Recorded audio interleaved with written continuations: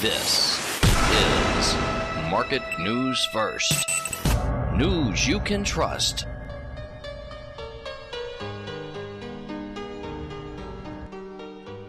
Saul Albom microcap engine on the MN1 website and soon to be global and everything else like that, but we'll talk about that more later.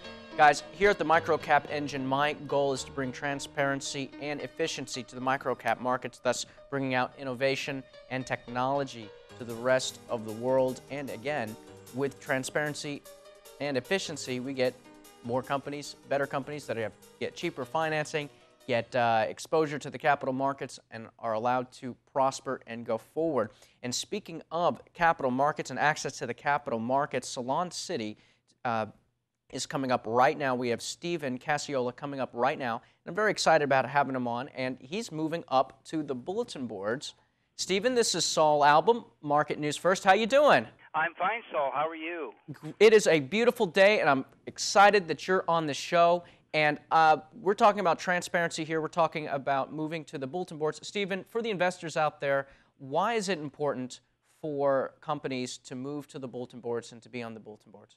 Well, first off, for Salon Cities, we went public in June 2006. And since the inception date of our being a publicly traded pink sheet company, we've always been, Saul, fully reporting.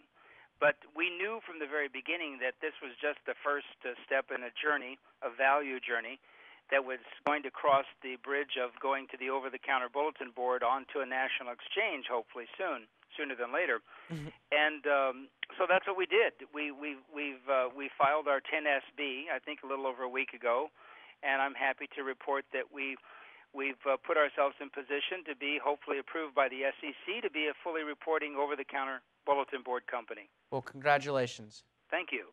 All right, next, Stephen, your company is branding in a different way, capitalizing on a beauty entertainment persona. And this is quite fascinating, and no one else is leveraging this. What is beauty entertainment? Well, thank you for asking that. People manufacture widgets. They manufacture this, that. We manufacture content. We create information. We package it in visuals form and using words. And just bearing in mind, this is just the first tier of Salon City's media plan. Once we establish our media connections worldwide, we intend to launch products and services that will be channeled and promoted through that media. But right now, our first platform is to develop that media, and that's what we're doing. We have a magazine that has been in just a matter of 150 days, a new magazine now distributed through Time Warner Retail. I'm sure some people have done their due diligence, mm-hmm. and cable distribution news in over 4,800 retail outlets like airports, Barnes & Noble's, Borders across the United States, and now in 30 countries. And Saul, I think that the message here is we did this in less than 150 days. So the scale up, we didn't have to go out and lease buildings and hire staff and train them how to wear a baseball cap, and no disrespect to anybody else who's doing that. That's part of their business plan. When you're dealing with manufacturing content, the speed is really increased dramatically. Now, back to your question about beauty and entertainment. What type of content? Our content, beauty and entertainment, and lifestyle information is much like Wolfgang Puck's salad recipe. A lot of people make a salad, but he has a special way to create a flavor to that recipe that people are drawn to, and then hopefully people love Wolfgang Puck.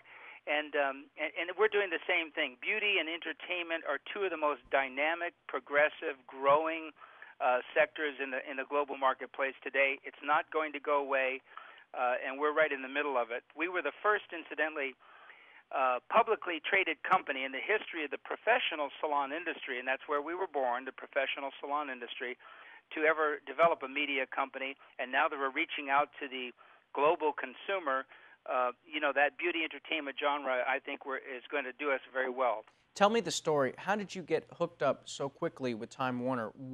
How did that happen? We were having, when we first decided to take our magazine, our trade magazine of 6 years, and morph it into a consumer fully consumer magazine. We looked for a distributor. There's several large wholesale distributors who distribute the products to the Barnes and Nobles and Borders, et cetera, the grocery chains, the Walden Books, et cetera, around the world. And Time Warner was one of those. They weren't interested initially. But we sat down in the fall of 2006.